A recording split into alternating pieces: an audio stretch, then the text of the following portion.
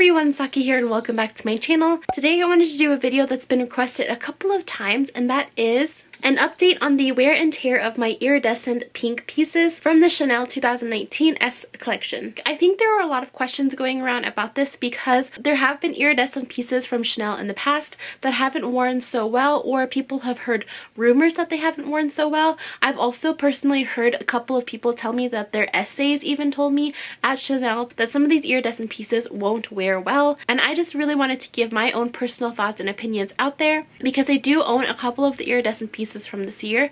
Now, I know I haven't owned them for a very long time. I've actually only had these pieces for maybe about 4 months, but I've personally used my Chanel Jumbo so much that it is showing a little bit of wear, and I would just love to show that to you so that you guys can be a little bit more informed if you do want to buy any of these iridescent pieces on the secondhand market, or since Chanel obviously does continue to release iridescent pieces, this video might be helpful for future reference as well. So if you're curious to see how this baby has worn, please continue to watch, and also don't forget to give me a thumbs up and subscribe to my channel if you like this. Alright, so here is my Chanel Jumbo in the iridescent pink leather.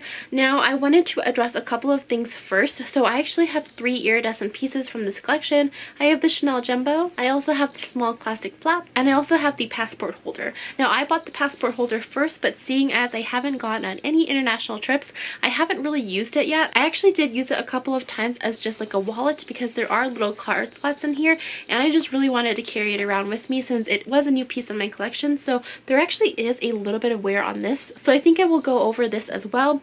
But the first thing that I did want to mention is that the iridescent pieces that I have are actually not all the same. So they are from the same collection, but the one that I have here is actually grained lambskin, and I'm pretty sure this Jumbo and this small flap is made out of grained calfskin leather. Now, every time I ask somebody about this, they say something different, but I did have a chance to ask one of my essays, and she did tell me that this was grained calfskin and this was grained lambskin. But like I said, even when I talk to people from essay to essay, they kind of say different things. So this is as far as I know to my knowledge. So if I'm wrong, I know somebody will correct me in the comment section down below, but that is just what I'm sticking to because that is personally what I was told. So with this collection, there was a lot of confusion about which pieces were grained calfskin and which pieces were grained lambskin, and then also which pieces were considered caviar, although I don't believe that any of these iridescent pieces were actually considered to be like true Chanel caviar. And since we're just starting out talking about the basics of this leather, I just wanted to show you guys a comparison between this grained calfskin and then this Chanel traditional caviar leather. They are very different. So as you can see, the caviar leather is a little bit bigger in the grain sizing, and I feel like you can see like the pebbled leather a little bit more clearly, whereas with the iridescent leathers, the grains are very small, and I think that's part of the reason why it looks like so shiny and iridescent,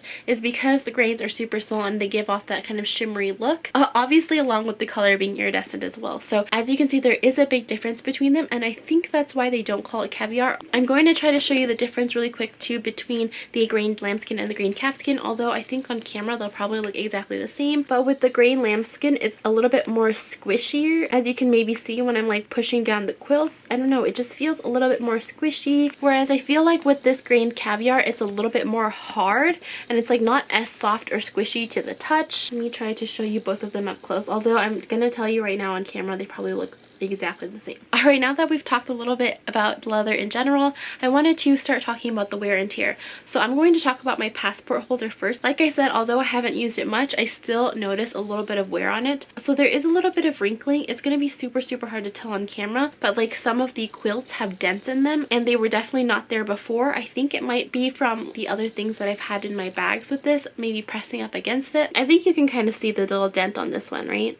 So yeah, that is one thing I've noticed. Another thing that I've noticed is that there are a couple of scratches. Now, I feel like regular caviar leather doesn't scratch very easily, but with this one, I got a little scratch on it and some of the pebbles have actually lifted. I'll try to insert pictures for anything that I can't show you on video. But yeah, there is definitely a couple of places where I can see that it's scratched. I feel like that is kind of strange, especially for like a grained type of leather, because I feel like normally grained leather is like more scratch resistant. But for some reason, I think this one is just so soft because it is technically still lambskin that it is prone to scratches even though it is grained. Now let's move on to the Chanel Jumbo. I use this bag to death. I literally have to physically stop myself from using this bag. So I can tell you it has worn a little bit even in the 4 months that I've had it. So the main thing that I've noticed is actually the sides have started to rub off. Like I said, a lot of people think that grained leather is indestructible, but it really isn't. And I'm not sure if maybe it's a little bit worse because the shininess has kind of rubbed off too on the corners. Not only that, but the corners are starting to turn a little bit white. I feel like the iridescent pink color is almost like a paint, and like the paint is rubbing off to show white. I'm not sure if that's like how the bag is exactly constructed, but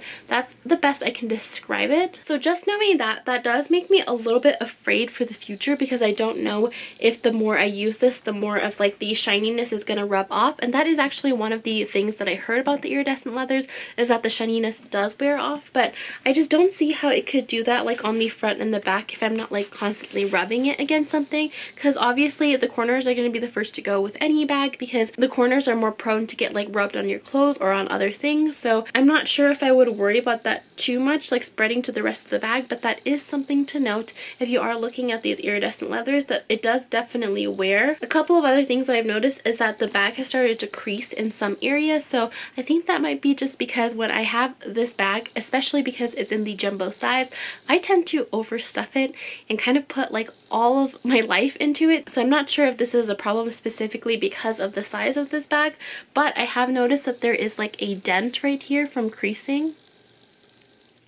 I feel like you can definitely see that right there. And then there's also a small dent right here as well. Right here. You can see that, right? It's like a little bit of a line. That kind of reminds me of what has happened to my passport. So I wonder if this leather, because it's a little bit softer, is just more prone to creasing like that. Opening it up, like I said, I do use this bag a lot and I do stuff it to the brim. However, I don't notice anything on the inside in terms of wear, but like I said, I've only had this for 4 months, so I didn't expect to have a lot of things to show you, but I did want to just go over those couple of things that I have noticed. Another thing that people ask me about is the chain on the jumbo specifically, and about the squeakiness. I feel like you can hear it just now. But yeah, the chain is very, very squeaky, and I do use this bag a lot. So I'm not sure how long the squeakiness takes to like lessen or go away entirely. I'm not even sure if it goes away entirely, but my bag definitely squeaks. And I think a lot of people say it varies from leather to leather too. So I will tell you that even in the iridescent grained leather, it does still squeak a lot.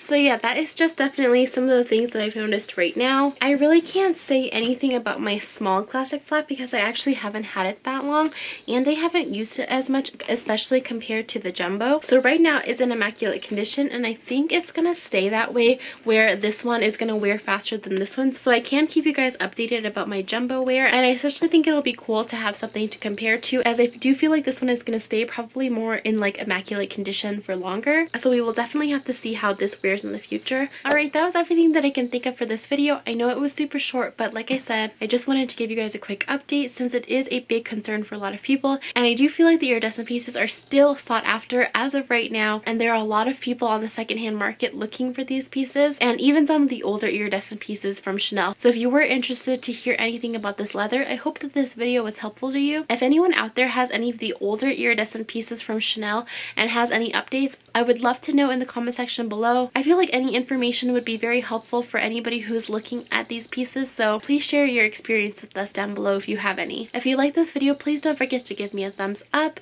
and also subscribe to my channel if you haven't already. I do upload videos every single week. And with that, thank you so much for watching, and I will see you next time. Bye!